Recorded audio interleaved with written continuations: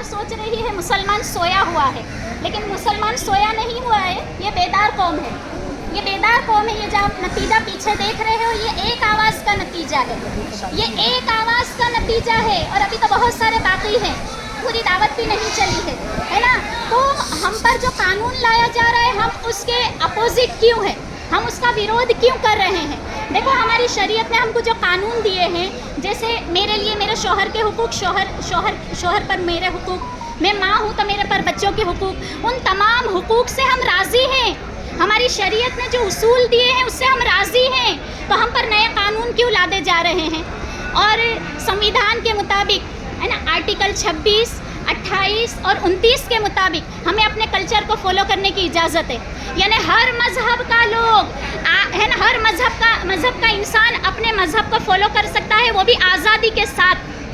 तो हमको तो हमारे मज़हब को फॉलो करने के लिए हमेशा कभी हिजाब पर डांटा जाता है, कभी ट्रिपल तलाक लाया जाता है, कभी हमारे नबी सल्लल्लाहु अलैहि वसल्लम की शान में गुस्ताखी की जाती है। बार बार मुसलमान ही क्यों आ रहा है, बार बार मुसलमान इसलिए आ रहा है कि बेरोज़गारी का मुद्दा पीछे हट जाए, बार बार मुसलमान इसलिए आ रहा है कि शिक्षण का मुद्दा पीछे हट जाए, बार बार मुसलमान इसलिए आ रहा है कि औरतों और बच्चों की जो इज्जतें लूटी जा रही है ना, वो मुद्दा सामने ना आए। बस मुसलमान मुसलमान करके हर मुद्दे को आगे लाया जा रहा है, सारे मुद्दे पीछे हैं।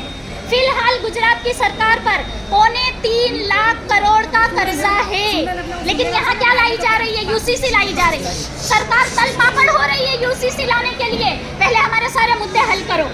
किसान आज तक खुश नहीं है, किसान को आज तक इंसाफ नहीं मिला, है ना। तो कहा कि तुम लोग सिर्फ मुसलमानों पर जुल्म क्यों करते हो।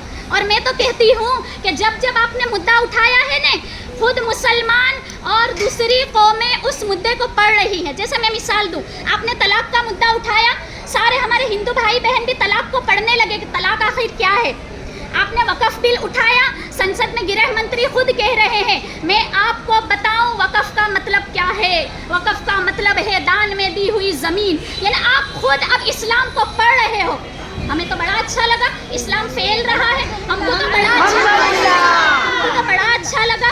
लेकिन आप हमारे असल मुद्दे पर आ जाओ, हमारे असल मुद्दे पर आ जाओ कि हमारे जवान बच्चों को रोज़गार कैसे देना है ना, हमारे जवान बच्चे, हमारी जनरेशन को आला ओहदों पर कैसे बिठाना है। यूसीसी हमारे लिए एक काला कानून है, और मुसलमान के अंदर इतने जज्बे हैं, और वो जज्बे की निशानी में बताऊं कि मुसलमान बच्चा जब पैदा होता है ना, उसके कान में अजान दी जाती है।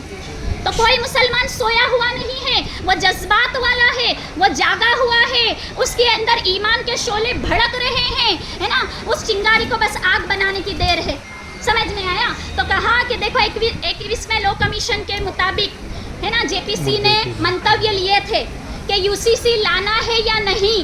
तो तमाम के मंतव्य ये गए थे कि यूसीसी नहीं लाना, है ना। उस वक्त कह दिया था कि यूसीसी नहीं लाया जाएगा। 22वां लॉ कमीशन भी मिलाया गया, बिठाया गया, लेकिन वो कमेटी यूं ही स्थगित हो गई। यानी 21 को ही माना जाएगा कि यूसीसी नहीं लाया जाएगा। तो आप तो कॉन्स्टिट्यूशन की हिफाजत करने वाले हो, आप खुद कॉन्स्टिट्यूशन को रोंद रहे हो, आप खुद संविधान को रोंद रहे हो।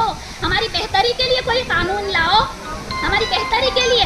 और मोदी जी यूँ कहते हैं कि मैं मुसलमान औरतों को अपनी बहनें कहता हूँ, तो बहनों के लिए तो ये कानून हम तो कह रहे हैं हमें ये कानून पसंद नहीं है।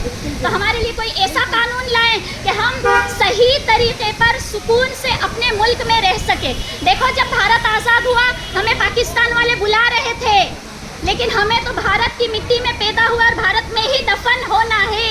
हम अपनी खुशी से यहाँ रहे हैं, तो हमें खुशी से यहाँ रहना है। ओके।